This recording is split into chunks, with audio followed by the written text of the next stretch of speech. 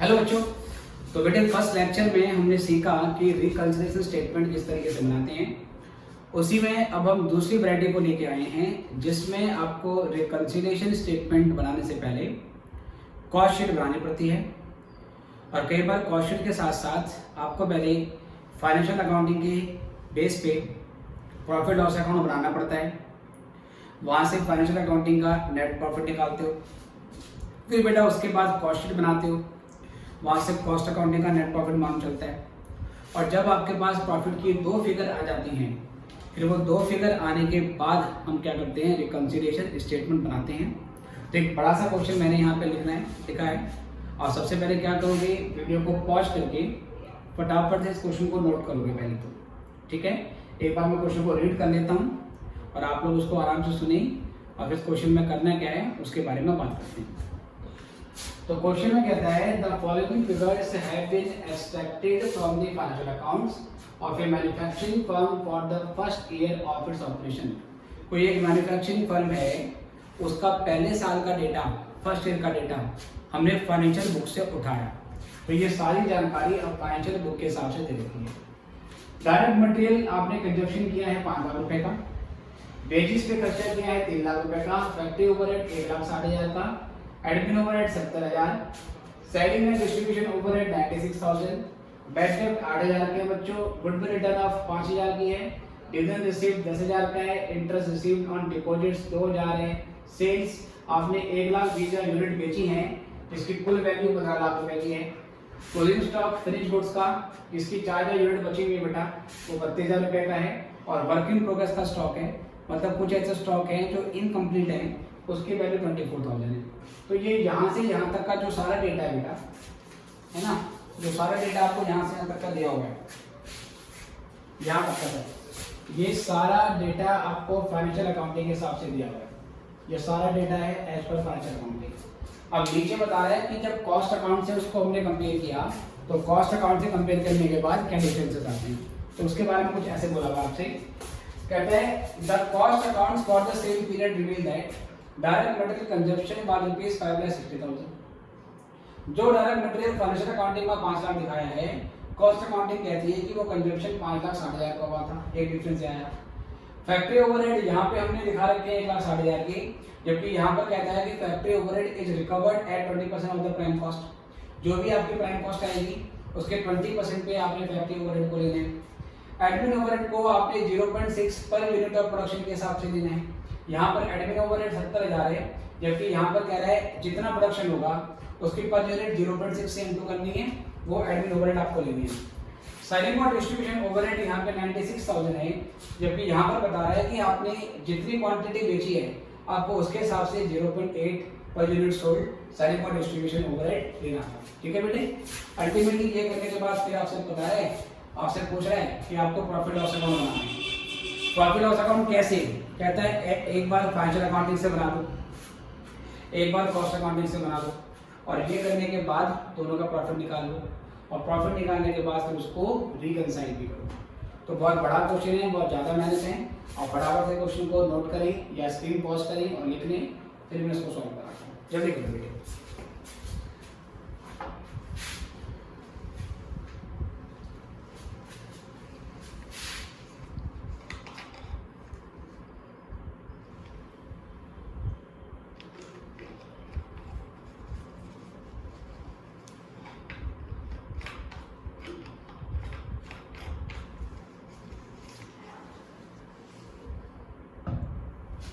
चलिए बच्चों, तो आई गेस आपने स्क्रीन पॉज करके इसको नोट कर लिया है। तो अब मैं यहाँ से आगे बढ़ता हूँ बेटा।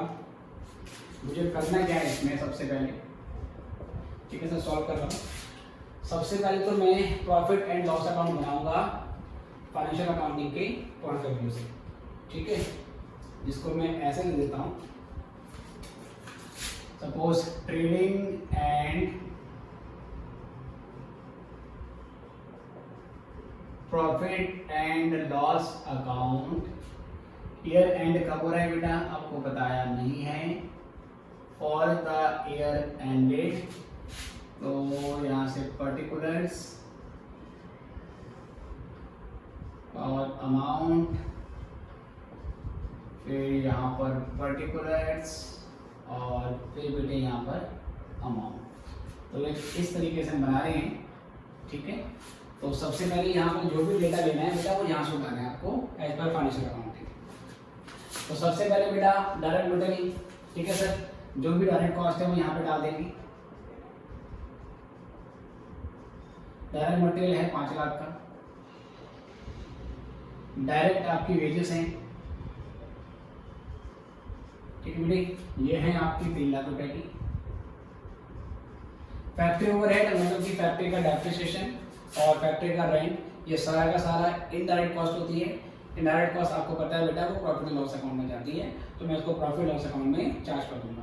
और तो किसी किसी बुक में क्या करता है, जो फैक्ट्री ओवरहेड है, क्योंकि फैक्ट्री शब्द आ गया, कहता है फैक्ट्री से रिलेटेड है, तो वो डायरेक्ट कॉस्ट की तरह यहाँ पे चार्ज कर देते हैं, ठीक है सर, दैट इज चॉइस। यहाँ पर फाइनेंशियल अकाउंटिंग का एक्सपेंस ट्रेडिंग में डाल दिया या प्रॉफिट लॉस में डाल दिया, उस पर आपके मार्क्स नहीं काटेगा। हम कॉस्ट अकाउंटिंग कर रहे हैं, हमें मेनली यहाँ से नेट प्रॉफिट निकालने, मैं खर्चा ट्रेडिंग में डालूँ या प्रॉफिट लॉस में डालूँ, अल्टीमेट नेट प्रॉफिट तो सेम आएगा, इसके से कोई फर्क नहीं पड़ता। मैं फैक्ट्री ओवरहेड प्रॉफिट लॉस वाले सेक्शन में डालूंगा, कुछ किताबों में फैक्ट्री ओवरहेड ट्रेडिंग वाले सेक्शन में डाल देते हैं। क्लियर है सर? ओके सर, तो मैं इसको भी यहाँ पे नहीं लिख रहा हूँ। अल्टीमेटली यहाँ पर क्या है बेटा, यहाँ पर मेरे हमारी सेल्स आएंगी। सेल्स हमें क्वेश्चन में गिवन है कितने की बेटा, 15 लाख रुपए की सेल है, तो 15 लाख की सेल्स हमने यहाँ डाल दी, ठीक है बेटी। थोड़ा सा शायद छोटा होगा बेटा, क्योंकि आपको विजिबल अच्छे से नहीं होगा, स्क्रीन बड़ी कर देना या लैपटॉप में देखोगे तो it will be more visible, ठीक है बेटी। या जूम इन वाला ऑप्शन होगा तो मोबाइल में जूम भी कर सकते हैं। 15 लाख की सेल यहाँ पर आ गई हमारे पास। उसके बाद by closing stock, closing stock जो फिनिश गुड्स है बेटी, उसको लिखा मैंने FG।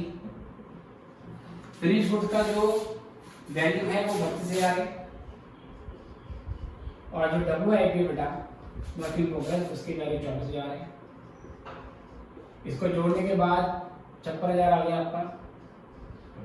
ये साइड हो गई आपकी 15,56,000, और 15,56,000 में से जब आप सर ये माइनस कर दोगे तो यहाँ से आ जाएगा आपका ग्रॉस प्रॉफिट बैलेंसिंग फिगर। और 15,56,000 में से अगर मैं 8 लाख माइनस कर रहा हूँ बेटा, तो 7,56,000 का प्रॉफिट आपके पास यहाँ से आ जाएगा, ठीक है सर। ये सब करने के बाद बेटा जो ग्रॉस प्रॉफिट है वो ग्रॉस प्रॉफिट यहाँ पर आ जाएगा 7,56,000 का, ठीक है बेटी। इसके बाद बेटा बाकी उठा लो, डाल दो। जैसे मैंने फैक्ट्री ओवरहेड चार्ज नहीं करे थे, तो अब फैक्ट्री ओवरहेड यहाँ चार्ज कर देंगे। फैक्ट्री ओवरहेड ये हो गया 1,60,000 का। उसके बाद पहले बच्चों एडमिन ओवरहेड है, ये है 70,000 का। उसके बाद पहले बच्चों सेलिंग और डिस्ट्रीब्यूशन ओवरहेड है 96,000 का।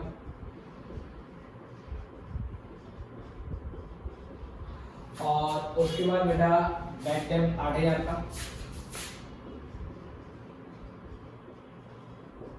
बैड डेब्ट 8,000 का। उसके बाद गुडविल रिटर्न ऑफ 5,000।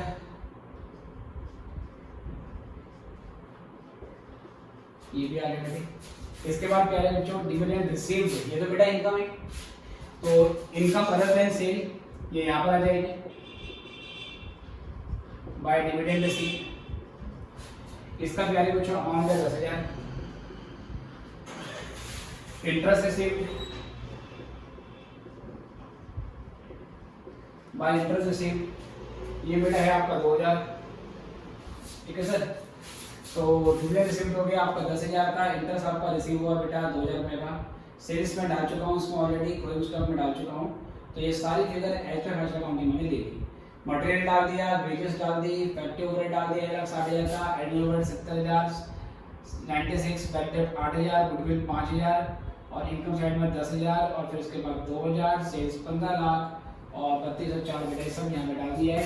अब ये सब करने के बाद आपको यहाँ से नेट प्रॉफिट या लॉस निकालना है। तो यहाँ का जो टोटल आएगा बेटा ये 7,56,000 में 10 जोड़ देंगे 766 और 2,000 आएगा आपका 768। तो यहाँ का टोटल तो 768,000 आ रहा है। तो फिलहाल के लिए मैं यहाँ पे साइड में इसको लिख देता हूँ। 56, 66, 68। यहाँ पर हो जाएगा 1,60,000। 1,60,000 में अगर मैं 70 जोड़ता हूँ तो 1,16,000 7 30, ये हो जाएगा 2,30,000। 2,30,000 में बेटा अगर मैं 90 जोड़ देता हूँ 3,20,000। और 3,20,000 में अगर मैं जोड़ देता हूँ 6, 3,26,000, फिर जोड़ता हूँ 8 तो बनेगा 3,34,000 और 5 3,39,000, 339।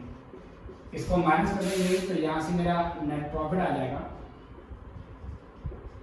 मेरा नेट प्रॉफिट आ जाएगा 18 में से 9 गए 9, 5 में से 3 गए 2, ठीक है सर, और 7 में से 3 गए तो ये बनेगा आपका 4, तो 4,29,000, तो 4,29,000 का मेरा नेट प्रॉफिट आ जाएगा। ठीक है बेटा, 18 में से 9 गए 9, 5 में 3 गए 2 और 7 में से 3 गए 4 आ गया हमारा। तो ये नेट प्रॉफिट बैलेंस फिगर हमने निकालना है।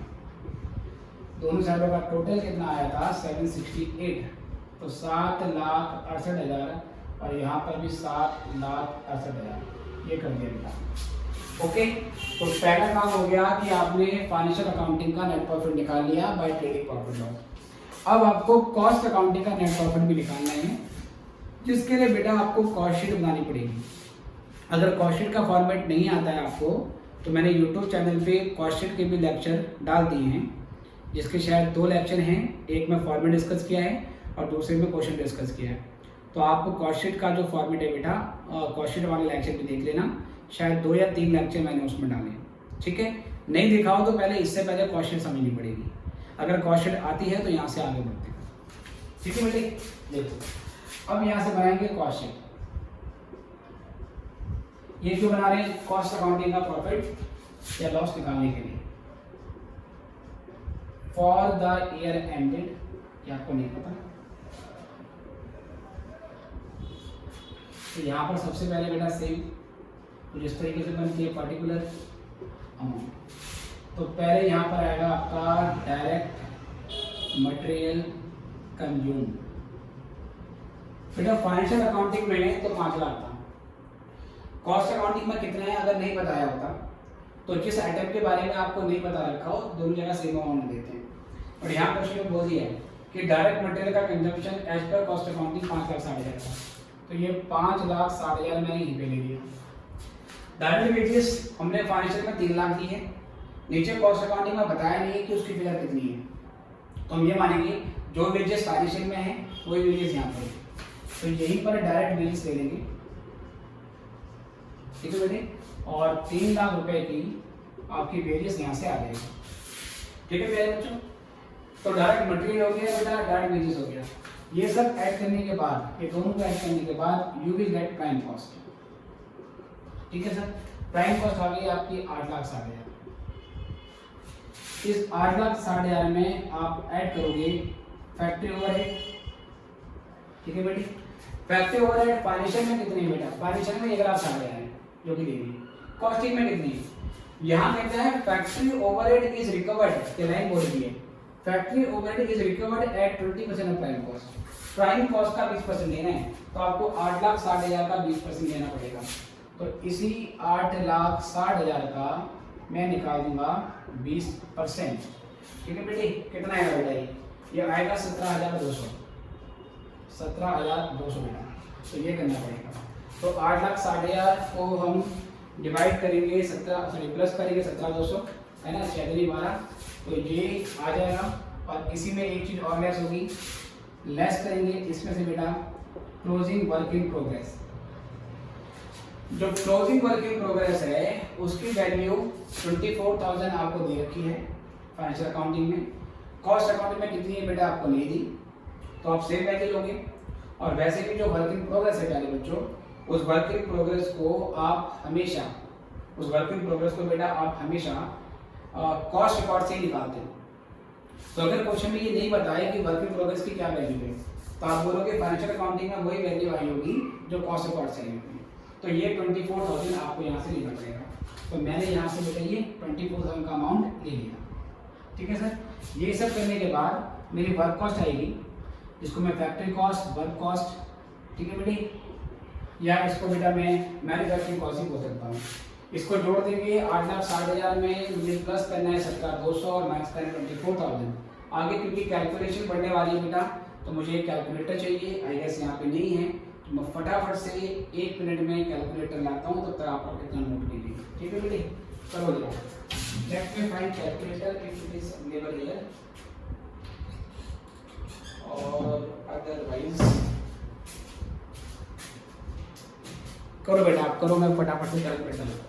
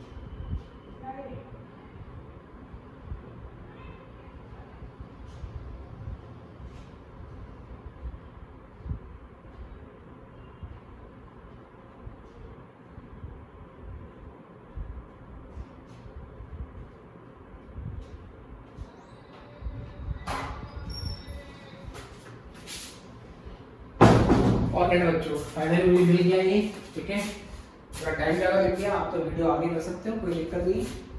चलिए सर, तो ये कितना आ गया हमारे पास 8,60,000, 17,200 इसमें प्लस करना है मुझे और माइनस करना है 24,000 और ये करने के बाद मेरे पास अमाउंट है ये पहले बच्चों 8,53,200, ठीक है सर, 1,53,200 मेरे पास अमाउंट आ गई है। यहाँ से इसको मैं आगे कंटिन्यू करूँगा बेटा, ये ऐड करने के बाद, ये आने के बाद अब मैं इसमें ऐड करूँगा ऑफिस ओवरहेड या ऑफिस एंड एडमिन ओवरहेड, ये मुझे इसमें प्लस करने पड़ेंगे मुझे। तो जो ऑफिसर एडमिन ओवरहेड है यहाँ पे रखा है 70,000 यूनिट, कि 70,000 यूनिट है। नीचे क्वेश्चन में क्या बोलता है, नीचे क्वेश्चन में कहता है कि मेरे पास एडमिन ओवरहेड जो है ना वो 0.6 पर यूनिट ऑफ प्रोडक्शन की बेस पे लेना है। जितना आपने प्रोडक्शन किया आपने उसके ऊपर 0.6 का रेट लगाना है।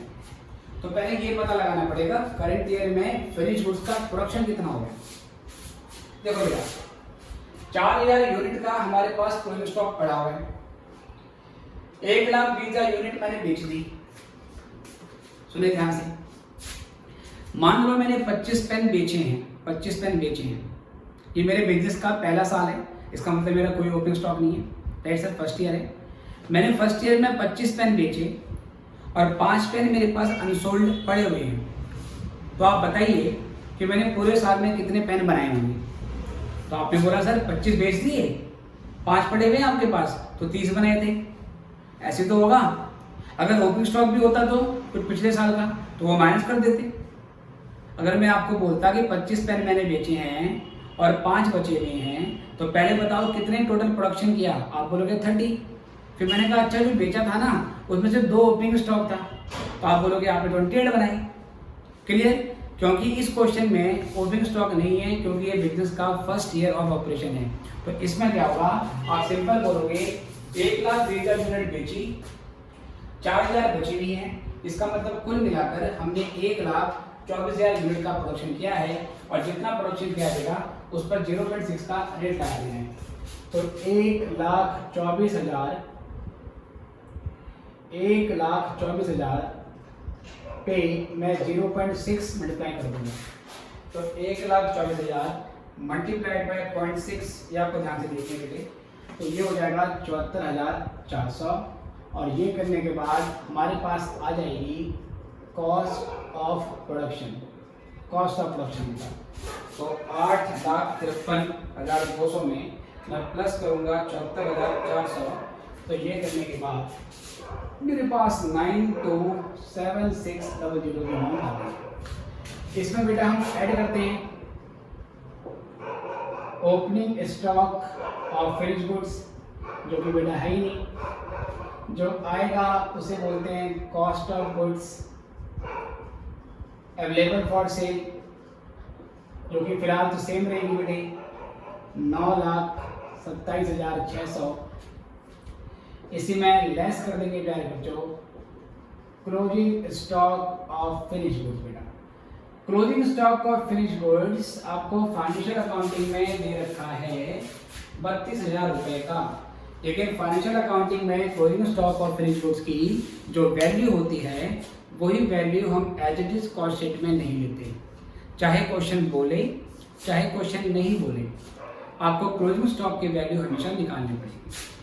Right sir. तो कॉस्ट शीट के लेक्चर में आपको मैंने बताया है कि हम क्लोजिंग स्टॉक की वैल्यू कैसे निकालते हैं। तो वही फॉर्मूला मैं यहाँ पर आपको बता रहा हूँ। इसका फॉर्मूला होता है बेटा, ठीक है, मैं यही पर लिख रहा हूँ कि हम पहले कॉस्ट ऑफ प्रोडक्शन लेते हैं। कॉस्ट ऑफ प्रोडक्शन आई मेरी 9,27,600 रुपीज़ में। इसको मैं टोटल प्रोडक्शन यूनिट से डिवाइड कर देता हूँ बेटा। टोटल प्रोडक्शन यूनिट्स जो कि कितनी थी मेरी 1,24,000 की, इससे डिवाइड कर देता हूँ बेटा। सर ये कहाँ से निकाला 124? बेटा वही 1,20,000 बेचा और 4,000 बनाया, और इसको मैं मल्टीप्लाई कर देता हूँ बेटा, मल्टीप्लाई कर देता हूँ क्लोजिंग स्टॉक की यूनिट से। क्लोजिंग स्टॉक की बेटा यूनिट से, तो क्लोजिंग स्टॉक की जो यूनिट्स है ना वो 4,000 है बेटे। अब ये मुझे सॉल्व करना पड़ेगा। तो 9,27,600 डिवाइड बाय 1,24,000 इंटू बाय 4,000, तो बेटा ये 29,922.5 आ रहा है, 0.58 आ रहा है। इसको मैं राउंड अप करके 29,923 ले लेता हूँ। ठीक है सर। ये आया बेटा मेरे पास क्या, ये आया मेरे पास closing stock of finish goods. अब मैं क्या करूंगा 29,923 आ गया, ये लेस कर दूंगा। तो यहाँ पर क्लोजिंग स्टॉक की वैल्यू 32 आती है बेटा, यहाँ पर कुछ और आ गई है। तो 9,27,600 में से मैं माइनस करूंगा 29,923। तो ये लेस करने के बाद मेरे पास आ जाएगी कॉस्ट ऑफ गुड्स सोल्ड। तो ये हो गया मेरे पास 897,677 ये आ गया। अब मैं इसमें ऐड करूंगा सेलिंग एंड डिस्ट्रीब्यूशन ओवरहेड। बेटा यहाँ पर सेलिंग और डिस्ट्रीब्यूशन ओवरहेड 96,000 है, राइट। यहाँ क्वेश्चन में क्या बोला है, आपको 0.8 पर यूनिट सोल्ड के ऊपर लेना है। जितना सेल करी है क्वांटिटी उस पर 0.8 का रेट लगाना है। बेटा क्वांटिटी सेल करी है 1,20,000 की, तो सिंपली 1,20,000 पे मुझे 0.8 का रेट लगा देना है। तो 1,20,000 पे अगर मैं 0.8 का रेट लगा देता हूँ तो ये आ जाएगा 96,000। ये सब करने के बाद हमारे पास आएगा प्यारे बच्चों कॉस्ट ऑफ सेल्स, इसको जोड़ देंगे 8,97,667 प्लस करा 96,000। तो ये करने के बाद 9,93,677 का अमाउंट आ जाएगा। ये करने के बाद इसमें हम ऐड करेंगे प्रॉफिट, और बेटा ये करने के बाद हमारी सेल्स वैल्यू बेटा दोनों जगह सेम रहेगी। सेल्स वैल्यू क्वेश्चन में गिवन थी 15 लाख की, तो मैंने यहाँ पर 15 लाख की सेल्स डाल दी, और फिर 15 लाख की सेल्स डालने के बाद प्यारे बच्चों 15 लाख की सेल्स डालने के बाद जो बैलेंसिंग फिगर है उस बैलेंसिंग फिगर से हमें कॉस्ट अकाउंटिंग का नेट प्रॉफिट आ जाएगा 993,677।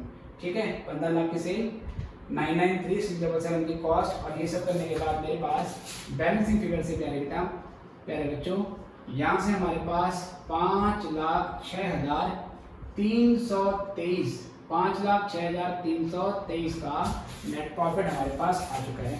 5,06,323 का नेट प्रॉफिट हमारे पास आ गया है।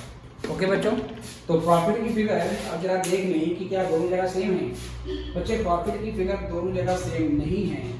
यहाँ हमारा नेट प्रॉफिट आया है 4,29,000, यहाँ नेट प्रॉफिट आया है 5,06,323। तो दोनों के नेट प्रॉफिट की फिगर में डिफरेंसेस हैं और इसी डिफरेंस को रिकंसाइल करने के लिए अब हमें रिकंसिलिएशन स्टेटमेंट बनाना पड़ेगा। आप इतना नोट कीजिए, फिर मैं इस क्वेश्चन को मिटा दूंगा और यहाँ पर रिकंसिलिएशन स्टेटमेंट बनाऊंगा। फटाफट कर दूंगा।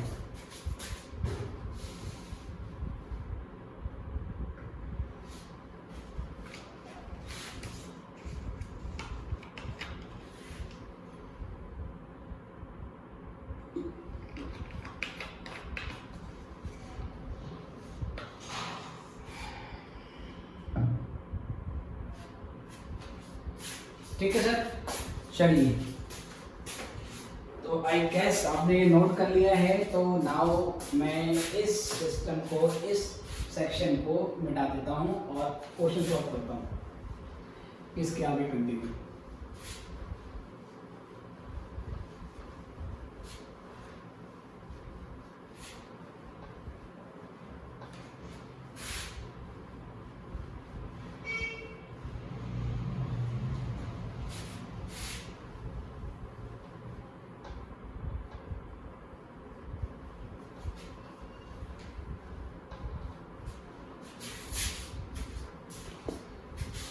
ओके बच्चों, तो देखें सर, अब यहाँ से बनाएंगे हम रिकंसिलिएशन स्टेटमेंट। ठीक है सर, तो यहाँ से रिकंसिलिएशन स्टेटमेंट बनाते हैं।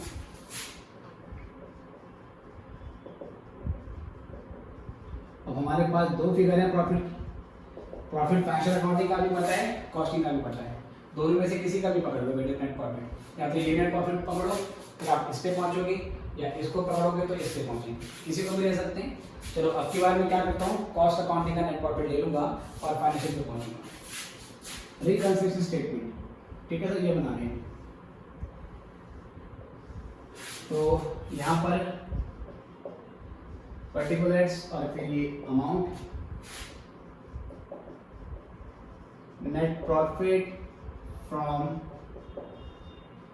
कॉस्ट अकाउंटिंग या net profit from cost books, तो ये आया है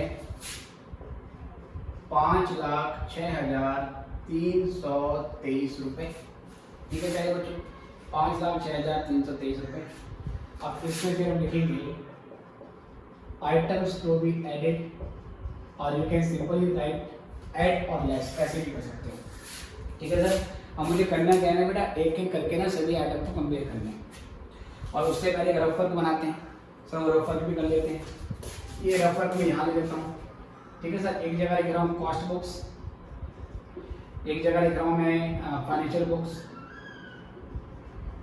ठीक है बेटे, रफ वर्क में हमारे काम करें। तो सबसे पहले करूँगा क्या, मैंने किसका नेट प्रॉफिट लिया बेटा, कॉस्ट का। मैंने नेट प्रॉफिट कॉस्ट का लिया है। अगर कॉस्ट का नेट प्रॉफिट लिया है तो मुझे पहुँचना किस तरह बेटा, फाइनेंशियल पे, क्योंकि मुझे फाइनेंशियल पे पहुँचना है। तो अब की बार मैंने फाइनेंशियल के आगे टिक लगा दिया। ये टिक लगाने का ये मतलब है कि बाद में प्लस माइनस इसी साइड के हिसाब से होगा। ठीक है, now we will check item 1 by 1। Material खर्चा होता है, फाइनेंशियल का 5 लाख लिया है, यहाँ खर्चा मटेरियल का लिया है 5 लाख का। ठीक है सर, मटेरियल का एक्सपेंस यहाँ लिया है 5 लाख, और यहाँ खर्चा लिया है बेटा मटेरियल का 5,60,000। बेटा एक्सपेंस है, एक्सपेंस जहाँ ज़्यादा होगा, वहाँ प्रॉफिट कम हो जाएगा। तो यहाँ प्रॉफिट कम हो जाएगा बेटा, यहाँ प्रॉफिट होगा कम क्योंकि यहाँ खर्चा ज़्यादा है। यहाँ प्रॉफिट अगर कम है बेटा तो यहाँ प्रॉफिट क्या हो जाएगा, हाई। और क्योंकि बेटा यहाँ पर हाई लिखा है और मुझे आइटम टू बी ऐड चाहिए, तो मैं ऐड कर दूंगा। कितना ऐड करूँगा सर, दोनों में कितने का डिफरेंस है, दोनों फिगर में 60,000 का डिफरेंस है, तो मुझे 60,000 की एडजस्टमेंट करनी पड़ेगी। तो मैं लिखूंगा excess material consumption in cost books या इन कॉस्ट अकाउंटिंग। तो ये हो गया आपका 56,000 का। अगला आइटम का वेजेस बेटा दोनों जगह सेम है, यहाँ पर भी वेजेस 3 लाख लिए, यहाँ पे 3 लाख लिए, कोई फर्क नहीं पड़ता। गवर्नमेंट में बेटा भूल जाओ, अल्टीमेटली नेट प्रॉफिट से मतलब है हमें। फैक्ट्री ओवरहेड यहाँ 1,60,000 है, यहाँ फैक्ट्री ओवरहेड कितना है सर 17,200, ठीक है सर। फैक्ट्री ओवरहेड की जो फिगर है उसका डिफरेंस हमने यहाँ पे निकाला है, ये बेटा 8,60,000 का बेटा यहाँ गलती कर दी हमने, क्योंकि 8,60,000 का 20% है तो ये 1,72,000 आना चाहिए था। तो मुझे अब ये सारी कैलकुलेशन जल्दी से रिवाइज करनी पड़ेगी बच्चों, एरर हो गया है, बड़ा क्वेश्चन है तो मैं क्या करूं, या चलो ऐसा कर लूं, जो मैंने फैक्ट्री ओवरहेड ना आपको 20% लिखवाया था क्वेश्चन में, कितना लिखवाया था बेटा 20%, उस 20% को आप 2% कर दो, क्योंकि वो 2% होगा तो 17,200 ही आएगा, फिर मुझे ये सब चेंज करने की जरूरत नहीं पड़ेगी, ठीक है। तो 8,60,000 का अगर मैं 2% निकालता हूँ तो कितना आएगा बेटा 17,200 आएगा, ओके सर। तो क्वेश्चन में चेंज करना है आपको, प्लीज ध्यान रखना बेटा, एरर हो गया है कि आप क्या करोगे, जो फैक्ट्री ओवरहेड मैंने क्वेश्चन में 20% लिखवाए थे उसको 2% कर लो, और जब मैं इसको 2% करूंगा बेटा तो 2% करने के बाद फिर मेरा जो अमाउंट है वो 17,200 आएगा। चलिए बेटा कोई नहीं, तो फैक्ट्री ओवरहेड हमारा 17,200 है, ठीक है बेटा 17,200 है बेटा, किस में है बेटा ये कॉस्ट बुक में। यहाँ हम फैक्ट्री ओवरहेड दिखा रहे हैं 17,200 का, और वहां कितना दिखाया बेटा, वहां दिखाया है मैंने फैक्ट्री ओवरहेड 1,60,000 का। तो अल्टीमेटली बेटा खर्चा यहाँ ज्यादा है ना, यहाँ कम है यहाँ ज्यादा है, तो यहाँ प्रॉफिट क्या हो जाएगा, यहाँ प्रॉफिट लो हो जाएगा बेटा। ये लोअर हाई मैं प्रॉफिट के लिए देख रहा हूँ, अमाउंट के लिए नहीं है, ये इस अमाउंट के लिए लोअर हाई नहीं है, ये लोअर हाई है प्रॉफिट के लिए। तो फैक्ट्री ओवरहेड आपका 17,200 है, ये हो जाएगा फिर आपका लो, ठीक है। और यहाँ पर बेटा हाई, अभी क्योंकि मुझे इसी साइड को देखना है तो लो का मतलब है ये अमाउंट माइनस होगी, पर मुझे भी ऐड वाले आइटम चाहिए, तो फिलहाल मैं इसको भी छोड़ रहा हूँ, बाद में लेंगे। और देखो बेटा एडमिन ओवरहेड बेटा यहाँ पर 70,000 है, किसमें बेटा कॉस्ट में, सॉरी फाइनेंशियल में, फाइनेंशियल में आपके एडमिन ओवरहेड है 70,000, एडमिन ओवरहेड यहाँ पर है 70,000, और यहाँ पर आपके जो एडमिन ओवरहेड बेटा वो है 74,400, और यहाँ पर सेम फिगर 74,400 की है। तो खर्चा जहाँ ज्यादा वहां प्रॉफिट कम, तो ये हो जाएगा बच्चों लो, ये हो जाएगा लो, और ये हो जाएगा बेटा हाई, ये हो गया लो और ये हो जाएगा बेटा हाई। तो अब क्या करेंगे बेटा, क्योंकि यहाँ पे हाई दिखा रहे हैं और मुझे ऐड वाले आइटम चाहिए तो मैं ले लेता हूँ। दोनों फिगर में कितने का डिफरेंस है, 74,400 और 70,000 बेटा कुल मिला के आपका 4,400 का डिफरेंस आ गया। तो अब मैं यहाँ से क्या लिखूंगा factory overhead, factory overhead over absorb in cost. तो बेटा 4,400 रुपए की अमाउंट का डिफरेंस हमारे पास यहाँ से आ गया, राइट बच्चों।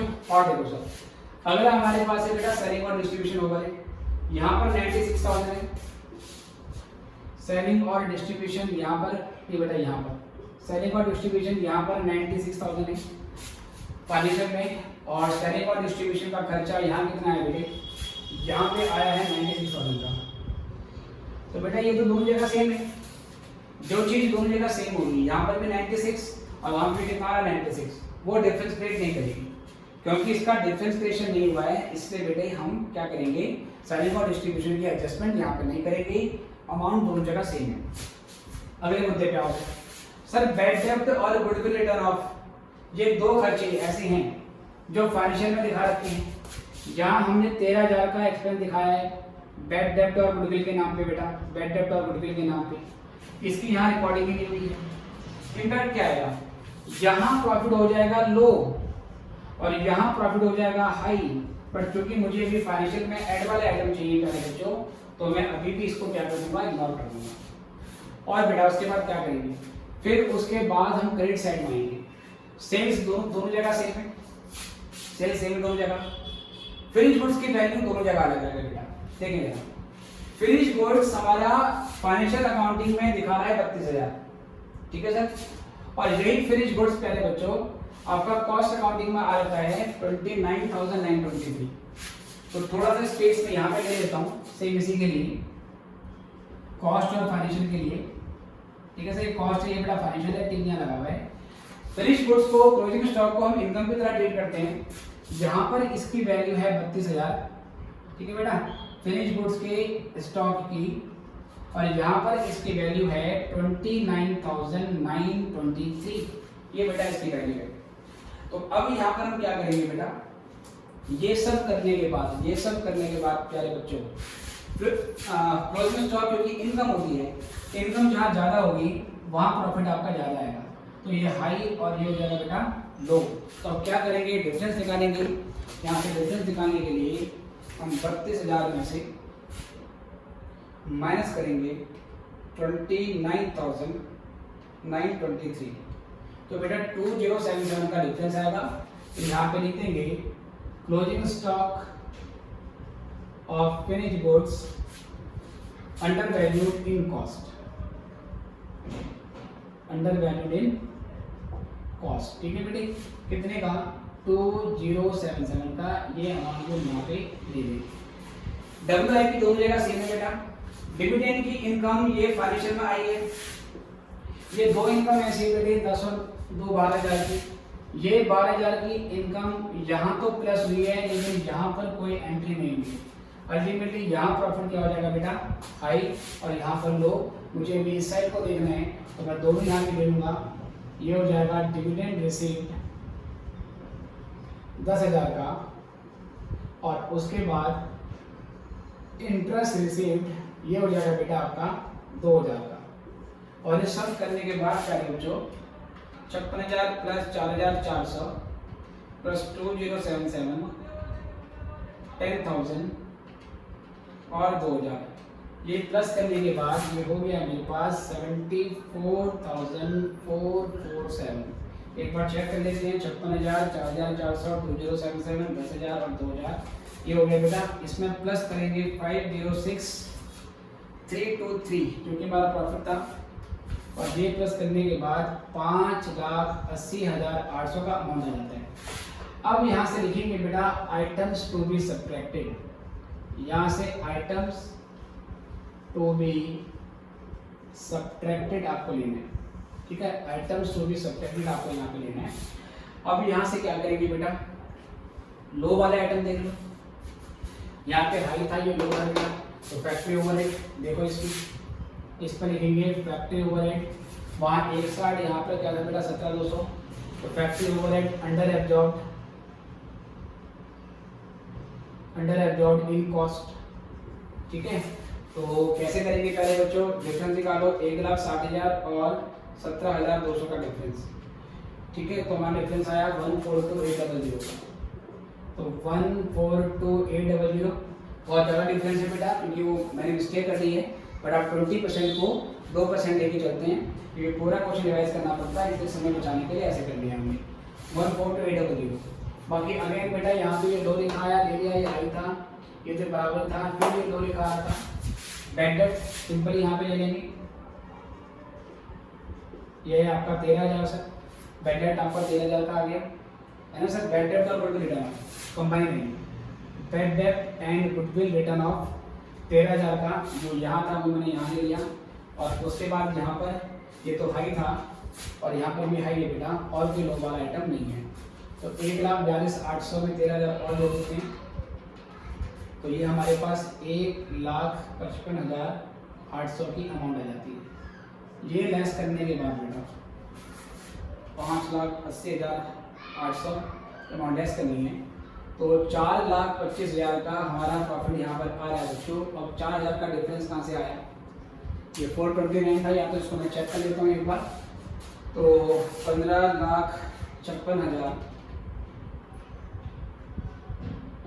माइनस कर देंगे उसमें से 8 लाख, तो 7,56,000 आ गया था। 7,56,000 में प्लस किया 12,000, 768 माइनस कर देंगे 1,60,000, माइनस कर देंगे 70,000, माइनस कर देंगे 96,000, माइनस कर देंगे 8 और 5 13,000, 4,29,000 है बेटा।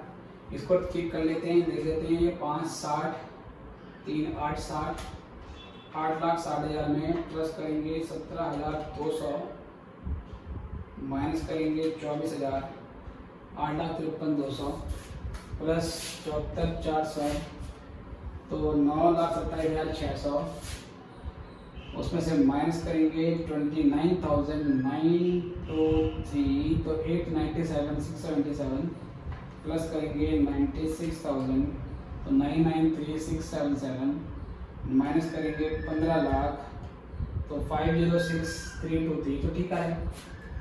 और एक्सेस मटेरियल कंजप्शन ये कितना आएगा बेटा 5 लाख और हाँ बेटा एक गलती और होगी।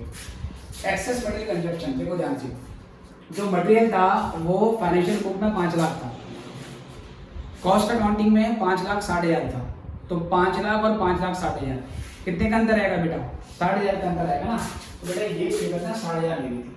ओके बेटे, इस क्वेश्चन में बेटा बहुत ज़्यादा मिस्टेक हो गई है, लेकिन आप प्लीज़ थोड़ा बेयर विथ मी, क्वेश्चन कर लेना जरूर। तो ये अमाउंट मेरे पास 78 निकलेगी बेटा, ये 78 निकलने से ये 5,84,000 हो जाएगी और 5,84,800 में से आप माइनस करोगे 1,55,800 और ये करने के बाद हमारा प्रॉफिट आ जाएगा 4,29,000 बेटी। वेरीफाई हो गया, तो ये हो गया हमारा net profit from cost account निकाल लिया बेटा, net profit from financial records.